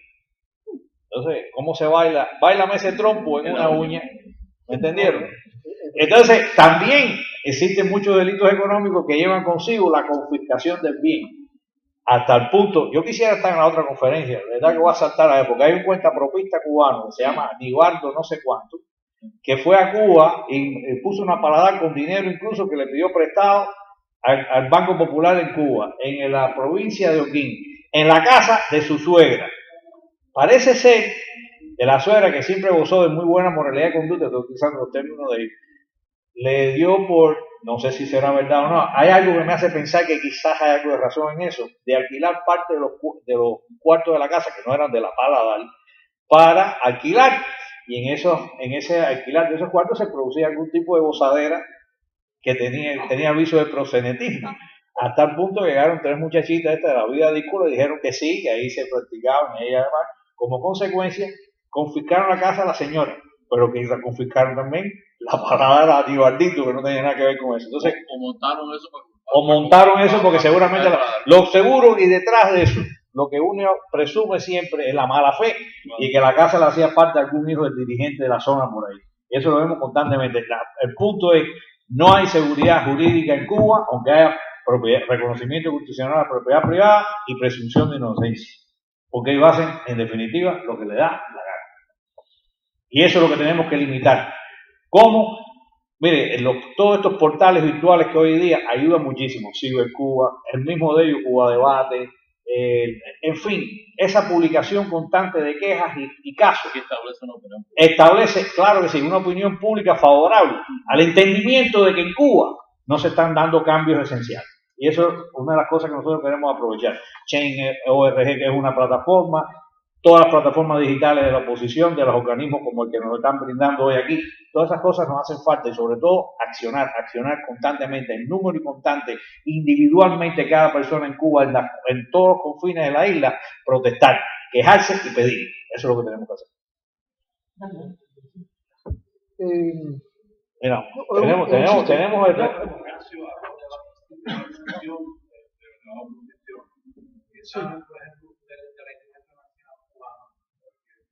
Justamente tanto organizaciones del exilio y de Cuba como 60 o 70, que ya tenía los congresos y sacó documentos pactos de San Juan, que incluso fue aumentado por la problemática de Venezuela, solo para, por ejemplo, dónde van a buscar los fondos, por ejemplo, el presupuesto de ellos son como $250,000 al año. Sí, para que puedan funcionar toda la posición. Claro, Mali, gracias por la intervención. Backlash Mali, organización Backlash Mali, y que está muy imbuido en el tema cubano por muchos años, ha dado en algo que es en el clavo, algo que es importante. No tenemos un kilo y somos pésimos en la forma de recaudar nuestros fondos y en la forma, y no somos capaces de enamorar a los que tienen el dinero para que nos apoyen. ¿Quiénes son los que tienen el dinero? Bueno, las organizaciones sin fines de lucro que están, oiga, esto es clavo pasado, están financiadas por la Unión Europea y el gobierno de los Estados Unidos. No hay otro dinero, porque no vamos a ir a solo no nos va a dar un kilo para hacer ninguna de estas cosas. Y entonces lo que nosotros tenemos es que integrarnos antes de institucionalizarnos. Y ya ha habido intentos de institucionalización, como ha dicho María, de Encuentro Cubano que enmarca o engloba una serie de organizaciones, todas con un fin común. Todos tenemos un fin común. El fin común es acabar con el régimen, con el status quo que hay en Cuba y tratar un Estado de Derecho. Y hay muchísimas formas que pensamos que se puede hacer. Lo que nos falta es unidad en los propósitos de hacer las cosas y en los instrumentos que vamos a utilizar para hacer esas cosas. Y para eso lo que tenemos es no solo que hablar, sino también buscar dinero a través de sacar de nuestro bolsillo, como hacemos comúnmente cuando digamos, hago yo una de estas cosas, y continuar haciéndolo hasta que la preeminencia de lo que hacemos sea oída por gente que tiene los fondos y nos diga, aquí está lo tuyo, macho, a los cubanos, para que hagan lo que ustedes están haciendo y de verdad molesten y le piquen, como las avispas de la canción, al rey. Sí, son comentarios solamente, ¿no? Un comentario, somos colegas, somos compañeros, un profesor, pero está muy bien que la confesión de parte no sea suficiente, porque en medioevo te esforzaban la confesión de parte y entonces ahí se acaba el proceso. Confesión voluntaria, dice. Okay. Esa parte faltó, o sea, lo de confesión voluntaria, es importantísimo. No coercivo. Me parece muy bien. Coercivo. Es que después nos van a ver otros juristas y entonces se van a aprovechar de cualquier desliz porque estamos hablando de fácil. Es importantísimo que sí, que el derecho penal significa un paso adelante en términos civilizatorios, ¿no? Que no podían arrancarte la confesión, es lo que pasa muchas veces, incluso en Cuba, ¿no? Pero bueno, en fin. Yo trabajo con eslogan, porque los eslogans a veces son importantes para los periodistas, los poetas, los escritores. Entonces, este eslogan se llama de la palabra crítica a la acción constructiva democrática. De la palabra crítica a la acción constructiva democrática. ¿Vale? Yo considero que es el momento de superar la fase de la crítica oral. Yo creo que hay un pequeño paso, pero un poco jugando con las palabras de cuando el hombre llegó a la luna. Es un pequeño paso, pero es un gran paso para la humanidad, es un gran paso para la democracia en Cuba, pasar de la palabra crítica a la acción constructiva democrática. Y la acción constructiva democrática pasa por dotarnos de instituciones legítimas del pueblo cubano, en paralelo y frente a las organizaciones del gobierno cubano, porque necesitamos institucionalizarnos para tener una cara, un programa, un proyecto, tanto frente al pueblo cubano como ante la opinión pública internacional. Según primer comentario, estamos en contacto directo con el Encuentro Nacional Cubano. Ayer me comuniqué con Guillermo Toledo, hemos estado al tanto, y ahora mismo el Encuentro Nacional Cubano está llamando al no en el referéndum constitucional. Eso es importante, porque esto pudiera ser una plataforma común para el resto de las organizaciones opositoras. Dense cuenta que el proyecto Consulta Popular Cubana nace como un elemento, un aporte de cohesión y alianza transversal a todas las fuerzas políticas opositoras. Básicamente esto es así. Como hasta ahora no hemos sido capaces de organizarnos, de unirnos de manera voluntaria, vamos a generar un proyecto que invite a que esa unidad se materialice. Por eso nace también el proyecto Consulta Popular Cubana. Y por eso esta huida hacia adelante, esta necesidad de llamar a un Congreso Nacional Opositor Cubano como parte de la necesidad de institucionalizar la oposición cubana, es un aporte que hacemos nosotros como sociedad civil, como intelectuales, a la clase política cubana para que den este paso, porque hasta que no se dé, no vamos a poder ser reconocidos por el resto de los gobiernos del mundo, por la Unión Europea, por los Estados Unidos, y va a seguir habiendo esta dispersión que no nos favorece absolutamente en nada. Ayer por la noche conversé con Eliezer Ávila del Movimiento Somos Más y tenemos previsto una transmisión en directo el lunes a las 8 de la noche y lo más seguro es que estas cosas se aborden. Lo que quiero transmitirle es que efectivamente puede haber, y es necesario que haya, diferencias de criterios, diferencias de pareceres, pero en esta fase y en este momento necesitamos unidad de acción con un objetivo enfocado, que es superar la fase de la dictadura castrista y darle al pueblo cubano una alternativa de transición democrática. ¿Okay? Y ahí me detengo entonces. Gracias. Gracias. Bueno, ¿alguien más quiere comentar? Tenemos todavía este panel está supuesto a acabar a las 12:45. Nosotros hemos superado, creo, el tiempo récord. Nos hubiese gustado, por supuesto, que hubiesen más personas acá. Creo que el panel de allá, los contrapropistas, sí. Ha hecho contrapeso. Y el panel es que yo sé que está muy bueno y yo estoy loco por saltarla allá. Sí. Entonces, nada. Lo digo con toda honestidad. Muchas gracias. Yo como moderador de este panel. Sí. Horacio. Sobre esta cuestión de, claro está que siempre estamos unidos con respecto a la meta de que Cuba debe de volver a ser una sociedad democrática. Pero la verdad es que aquí en el exilio las divisiones entre los grupos han sido extraordinarias y han sido en base de la metodología, ¿no? Los que estaban a favor del embargo, los que estaban en contra del embargo, y nunca se logró esa unidad aún entre la gente que está en el exilio con respecto a la meta que todos teníamos. Así que yo lo espero que tampoco se logre entre los grupos opositores de Cuba, porque es que ya yo estoy convencida que los seres humanos les cuesta mucho trabajo la unidad, que somos siempre plurales. Ahora, la cosa específica que le quiero hacer la pregunta, en Puerto Rico hace poco, han habido varios referendos con la pregunta sobre el estatus, si Puerto Rico debe ser mantenerse como está ahora en Estado diferenciado, si debe ser independiente o si debe ser independiente, o si debe ser pasar a ser un Estado de los Estados Unidos. Y se han hecho un par de consultas. Obama, cuando estaba el presidente, les dijo: hagan algo y tengan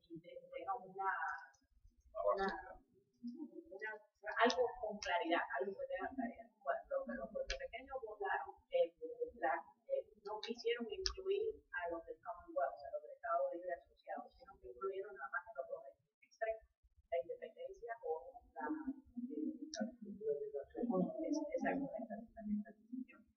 entonces la gente del medio que no estaban incluidos se pusieron bravos y le pidieron a la gente que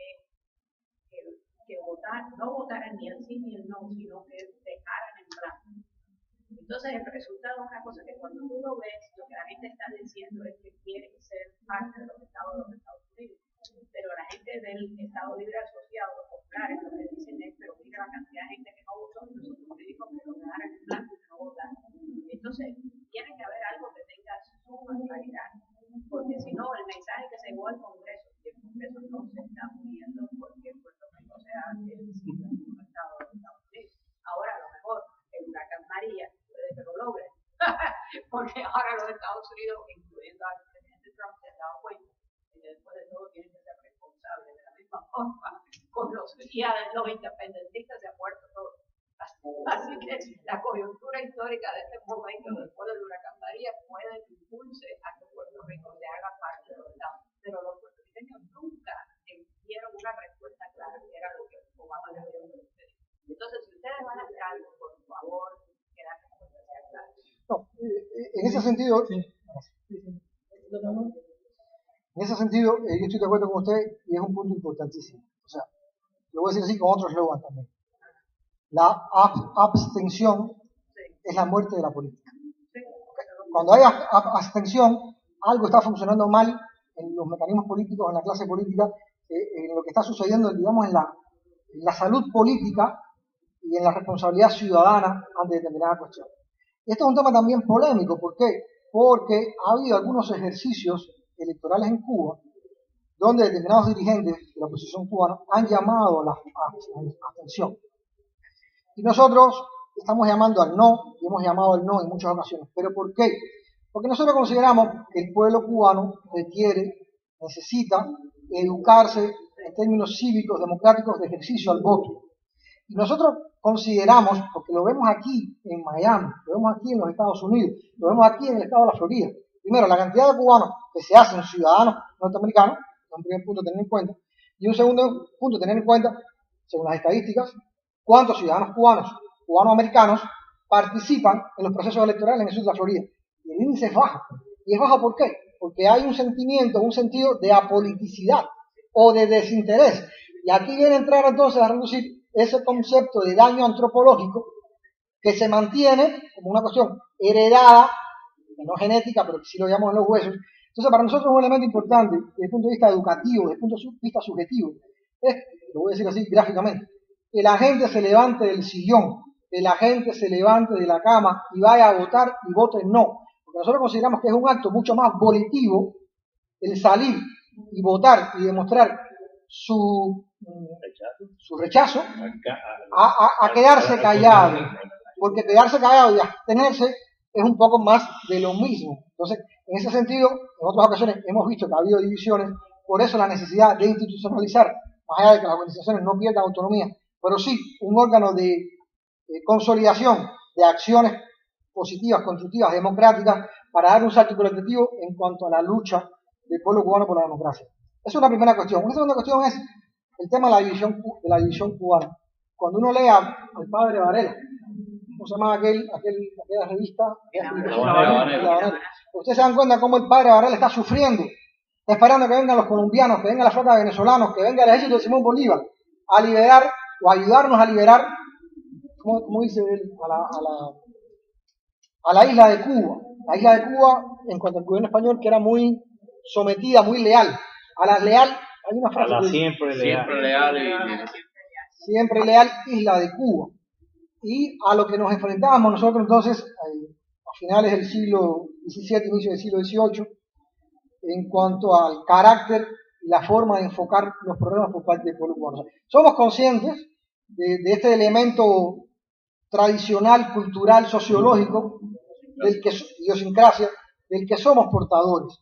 Pero yo creo, y decía ahorita, que es necesario aprender de nuestros errores. Y como estamos en un foro de economistas, uno de los mensajes que quería transmitir es que es eficaz, es eficiente involucrar a millones de ciudadanos cubanos en el cambio democrático en Cuba. Porque de lo contrario, ese cambio democrático no va a llegar nunca. No es suficiente con que hagamos 300, 400, 3.000 activistas por los derechos humanos, tanto dentro como fuera de Cuba. No es necesario involucrar a millones, y eso seguramente es la salida o el mecanismo más eficaz y eficiente para lograr la democracia en Cuba. Horacio está hablando del valor económico del sistema democrático. El valor económico del sistema democrático, pero para tener ya la necesidad de unión y la necesidad entonces de dar ese salto cualitativo en términos de legitimación, hace falta recursos económicos. Hace falta recursos económicos como necesidad de dar un salto cualitativo a la oposición democrática cubana. Y los recursos económicos son bien recibidos. Vengan del gobierno de los Estados Unidos, vengan de la Unión Europea, vengan de la burguesía cubana. Necesitamos que la burguesía cubana sea una burguesía nacional, patriótica cubana, y tenemos que, la gente tiene que tener claridad, transparencia. No, desde el punto de vista económico es necesario transmitir la idea entonces de que una democracia en Cuba, un sistema democrático en Cuba, trae ventajas y mejorías para todos los actores, para todo el mundo, incluso la burguesía cubana, va a verse aún más beneficiada con el potencial económico que tiene Cuba en un marco de seguridad jurídica, que no lo va a ofrecer nunca la dictadura y la hegemonía del Partido Comunista. Y no hay gente que están jugando con eso, se van a quemar. Bueno, para esos pocos casos, vamos a decir así, también Varela en El Habanero hablaba de lo que se ocupan más de sus cajas de azúcar que de la dignidad de la paz. O sea, eso tiene también un legalismo histórico. Pero viendo el plano constitucional, me llama la atención, o sea, ustedes en algún momento, aunque no sean los derechos económicos directamente, pero son los derechos de la persona, que es el sujeto del derecho, ¿no?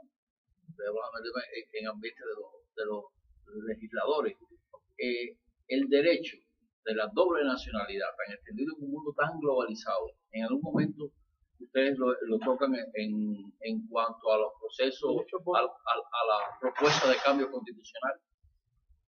No, y sí, ahora te explico. Cuba se ha imbuido en la tradición constitucionalista de no admitir la doble ciudadanía de siempre, para evitar desde la época de los mambises, que gente que había sido ciudadanos norteamericanos pudieran acceder al poder. El tema de Estrada Palma. Pero antes de Estrada Palma también un problema. Y entonces, yo creo que en el mundo de hoy, el cubano, si tiene derecho a mantener la ciudadanía, incluso hay un procedimiento para cancelar la ciudadanía cubana que emitió el decreto, me parece que es 834 del año 40, ¿por quién? Por Fulgencio Batista cuando era presidente.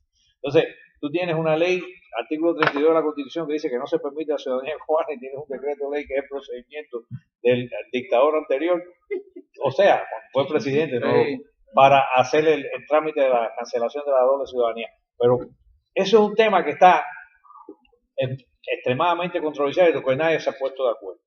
Tradicionalmente no se admite, y yo creo, como tú dices, que en el mundo moderno, en el que todo, yo mismo tengo 3 ciudadanías, soy español, soy americano, soy también cubano. Yo creo que yo debo ejercer cualquiera de las ciudadanías y los derechos que tenga a cualquiera de esas ciudadanías en cualquier momento que sea. Uno, para votar en contra de la independencia de Cataluña en España, y otra, para hacer lo que sea posible por Cuba. Y aquí por votar por quien me dé la gana, ¿me entiendes? Prefiero a Barcelona que a Cataluña completa, pero bueno. Un punto de conocimiento, o sea, que quisiera que me aclararas de eso. ¿Es la tradición siempre fuente de derecho inamovible? No, no lo es. No lo es porque la costumbre es una de las fuentes del derecho, pero no es la fuente esencial. En el derecho nuestro, la fuente esencial del derecho es la ley. Y después de todo eso, entonces después, cuando las lagunas de la ley no lo permiten, entonces las decisiones de los tribunales, eso es lo que dice, o sea, la jurisprudencia. Y después entonces se tendrá en consideración las costumbres, los usos y lo demás. Como el tema de la tradición oral en las fuentes documentales en historia. Correcto, pero eso, el derecho consuetudinario es un tema del derecho anglosajón, no del nuestro. Sí. Vamos a permitir nuestra libertad de... Sí, yo quiero comentar eso, o sea, desde el punto de vista... Desde el punto de vista de la tradición constitucional cubana desde 1901, efectivamente hay un no reconocimiento de la doble ciudadanía. Pero también sabemos que las constituciones y las normas tienen que adecuarse y adaptarse a los tiempos. Y los tiempos que tenemos ahora, un 20%, un 15 y un 20% de la población cubana que está radicando en el exilio. Que el mundo ha cambiado, que el mundo es un mundo globalizado y que la práctica y el derecho comparado del resto de la comunidad internacional dice que los ciudadanos que radican en el exterior tienen derechos políticos y que el reconocimiento de la doble ciudadanía es lo usual, lo normal. Evidentemente, el no reconocimiento de la doble ciudadanía es una medida, más allá de la tradición, de coerción del gobierno cubano. Ese es un primer comentario. El otro comentario tiene que ver entonces con que en la práctica hay 200.000 cubanos que se han beneficiado con la Ley de Memoria Histórica Española. Por lo tanto, hay ahora mismo más de 200.000 cubanos que radican en el territorio nacional que tienen doble ciudadanía. Entonces aquí entramos entonces a analizar el tema de la virtualidad y el tema de la ficción jurídica, que funciona. A esos 200.000 cubanos que radican en el territorio nacional, tú le puedes aplicar el concepto de ciudadanía efectiva que ha gestionado, creado la doctrina Patria. La profesora Marta Prieto, Lisset Pérez, han construido un criterio, un concepto que se llama ciudadanía efectiva, a partir del cual estos 200.000 ciudadanos cubanos, que también son españoles, pueden ejercer todos sus derechos políticos. Pero efectivamente, esos 200.000 cubanos eventualmente radican en el territorio nacional. Pero ese concepto de ciudadanía efectiva no se lo pueden aplicar a los 2 millones de cubanos que radican en el exterior, porque efectivamente no ejercemos ningún tipo de derecho. Entonces, esa manipulación, ese engaño que está presente en este nuevo proyecto constitucional y en este nuevo ejercicio de reforma constitucional en Cuba, de ciudadanía efectiva, no debiera aplicarse a los cerca de 2 millones de ciudadanos cubanos que radican en el exterior, porque efectivamente no están ejerciendo su derecho. Eso es una cuestión. La otra cara de la moneda, ¿cuál sería? La capacidad de renunciar a la ciudadanía cubana. ¿Por qué no podemos renunciar a la ciudadanía cubana? Si es un derecho humano, si es un derecho individual, que está amparado en los textos y en los tratados internacionales. ¿Cuál es el único requisito para no poder renunciar a la ciudadanía cubana? El que se tipifique la figura de apátrida. Pero si yo demuestro fehacientemente, documentalmente, que tengo ciudadanía española, o que tengo ciudadanía norteamericana, o que tengo ciudadanía de los 190 países que existen en el mundo, ¿por qué yo no voy a poder renunciar a mi derecho a ser ciudadano cubano? Y eventualmente, en otro momento, recuperarlo. Pero es un derecho individual. ¿Por qué no podemos hacerlo? Porque el gobierno cubano también utiliza este mecanismo como un mecanismo de coacción contra el pueblo cubano, a partir del cual ya todos sabemos cuánto cuestan los pasaportes, cuánto cuestan las renovaciones, y nos fuerza a someternos a la jurisdicción del ordenamiento jurídico interno en Cuba y a las autoridades cubanas. Ese es el motivo por el cual nosotros, aún viviendo aquí en los Estados Unidos o en cualquier parte del mundo, seguimos siendo rehenes de la dictadura cubana. Y la doctrina nacional, los abogados cubanos, los juristas cubanos, conocen al pie de la letra, al dedillo, esto que lo estoy diciendo, solamente que hay una fuerza política de coacción, hay una dictadura política que no permite abrir el debate y el análisis, pero Cuba estaría en condiciones sociológicas y culturales por el elemento del exilio, de la cantidad de cubanos que hay emigrados. La sociedad estaría preparada para aprobar el reconocimiento de la segunda ciudadanía. Pero entonces somos capaces de aprobar el matrimonio homosexual, que me parece muy bien, yo tengo mi opinión personal, pero no somos capaces de abordar esas cuestiones, porque estas cuestiones ponen, entre comillas, en peligro el control absoluto que ejerce la dictadura cubana sobre los ciudadanos cubanos, aún residiendo en el exterior. Sí. En ese sentido sería interesante también visibilizar el trámite de repatriación, visibilizarla, llamar la atención, porque yo diría que el 99,99%, no sé, un porcentaje grande de los cubanos no se ha expatriado nunca. O sea, algunos los han expulsado, la salida definitiva, pero un gran número de cubanos nunca ha sido expatriado y sin embargo se repatria. Si quiere vivir en su propio país, hay que repatriarse. Hay que ser repatriado por el gobierno, y ahí yo creo que hay una serie de violaciones internacionales, claro, que a nivel ¿cómo tú te vas a repatriar si todavía no te han expatriado? Entiendo el concepto. Y bueno, también por la parte económica, la ganancia económica, pero también por la parte de derecho. Mira, ahora también dos cosas.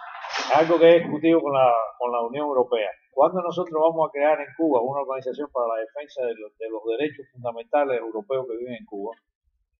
Eso es algo. Están los españoles, de hecho. Y los italianos, y los alemanes, y los rusos, y los holandeses. Vamos a hablar de los que son parte de la Unión Europea. Esa es una. Interesantísima, sería una bronca lindísima que quisiera echarle al gobierno de Cuba. La otra, ahora se me ha ido, ¿verdad que la lasaña me está cogiendo el alemán? No, ya no puedo hacer ni nota, digo, ya no sé ni lo que escribo. Pero el tema de por qué es importante hacer eso es porque cuando tú creas un mecanismo para crear una organización que defienda un grupo fundamental que existe en Cuba, hoy 300.000 españoles, es un grupo grande en Cuba, que tú te recibas, que no lo estás recibiendo, el apoyo de la embajada de España en Cuba y además de la Unión Europea, porque son una institución, o España pertenece a una institución multinacional que es la Unión Europea. Tú estás creando un sentido de responsabilidad hacia esa ciudadanía y hacia el ejercicio efectivo de los derechos que esa ciudadanía tiene dentro de la República de Cuba. Y con eso se logra un consenso de apoyo y sustancia de defender los derechos esenciales de esos 300.000 que además de ser españoles también son cubanos. No tenía un punto. Claro. Sí, rapidito. El término correcto, adecuado para repatriarse, que es un término violentísimo, es redomiciliación. O sea, lo que establece desde el punto de vista civil, desde el punto de vista del Código Civil, no es más que redomiciliarse, porque uno, entre comillas, perdió su domicilio, cambió de domicilio, pero evidentemente repatriarse es un tema que ha pasado a la cultura popular, pero es un tema súper violento, súper denigrante, que afecta evidentemente la dignidad del concepto de ciudadanía. Esa es una primera cuestión. Una segunda cuestión, para poner un caso concreto, es el caso de Liliana Hernández. Por ejemplo, Liliana Hernández, que es ciudadana cubana y también es ciudadana española, activista por los derechos humanos. Liliana Hernández fue detenida en su casa y Liliana Hernández trató de buscar apoyo en la embajada o el consulado de España en mismo Cuba. Le escribí la queja. Y parece ser que no fue efectivo. Ni en la Unión Europea tampoco. Esto es importante porque cuando analizamos el por qué una dictadura como la cubana ha durado tanto tiempo, y más allá del concepto de normalizarse, la dictadura se ha normalizado tanto en el pensamiento nacional como en el plano internacional, porque ha desarrollado una campaña enorme con enorme cantidad de recursos materiales, humanos y financieros para normalizar la situación de la dictadura cubana, pero no es cierto que en este caso España, no es cierto que la Unión Europea pueda quedarse con los brazos cruzados o deba quedarse con los brazos cruzados cuando un ciudadano de su país está siendo violado en el ejercicio de sus derechos humanos. Hay una cantidad enorme de ciudadanos cubanos que están siendo regulados. 64 hay una lista ahora mismo. Y que tienen otras ciudadanías. Sofisma legal. Pero esa regulación obedece a un elemento de la dictadura que está presente en todo el ordenamiento jurídico cubano, que es la capacidad discrecional de la administración.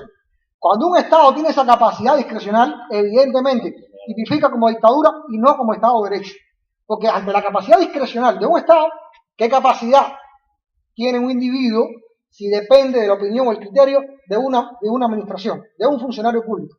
Absolutamente ninguna, no tiene garantías porque queda a discreción del Estado. Pero quiero decir entonces que no es cierto que los países, que el resto de los países, no es cierto que la Unión Europea, no es cierto que España, deba quedarse con los brazos cruzados cuando un ciudadano de su país está siendo violentado en el ejercicio de sus derechos fundamentales. Y pongo el ejemplo, para terminar ya, de un caso muy lamentable que ha ocurrido en España hace cerca de 6 meses, 8 meses, desde el punto de vista penal, que involucra a una ciudadana dominicana, de República Dominicana de origen, la señora del Pescadito, pero que esta ciudadana de República Dominicana es ciudadana española. Y una de las cosas que estaban pidiendo y que estaban analizando era la posibilidad de extraditar a la República Dominicana. Y el tribunal fue muy preciso y conciso. Dice, esa señora no puede ser extraditada a la República Dominicana porque también es ciudadana española. Y no hay un tratado de extradición entre la República Dominicana y España. Y en España no hay ciudadanos españoles de segunda categoría. Incluso siendo su origen de República Dominicana, esa es ciudadana española. Y por lo tanto se queda aquí y cumple su sentencia aquí en España. Ese mismo criterio tiene que aplicarse para los ciudadanos cubanos, que también son ciudadanos españoles y que radican en Cuba. Y el elemento de no reconocimiento de la doble ciudadanía no es suficiente para que el resto de los países se cruce de brazos y mire para otro lado cuando la dictadura cubana está violando los derechos individuales del pueblo cubano. Bueno, yo creo que ha sido una jornada interesante, agotadora, pero buena. Nos vamos, a pesar de las pocas personas que estamos acá, nos vamos felices porque hemos abordado temas y creo que para la asociación, yo creo que debemos volver en otro momento y vamos a seguir lo que propongo. Para un documento ¿Cómo no? que sea capaz, que no puede ser demasiado largo. No, además si es largo, ahí se lo... No, pero yo creo que ustedes han hecho una serie de puntos muy importantes aquí. Han hecho además recomendaciones específicas en algunos casos de lo que se debería tratar de qué dirección habría que moverse. Yo creo que es importante que esto se recoja. Y la ventaja que tiene para ustedes y para nosotros es que esto va a tener una publicación que lo va a hacer llegar a mucha más. Muchas gracias. Muchas gracias. Agradecemos. Bueno, gracias. Gracias. Vamos a aplaudir duro, coño, que nos oiga.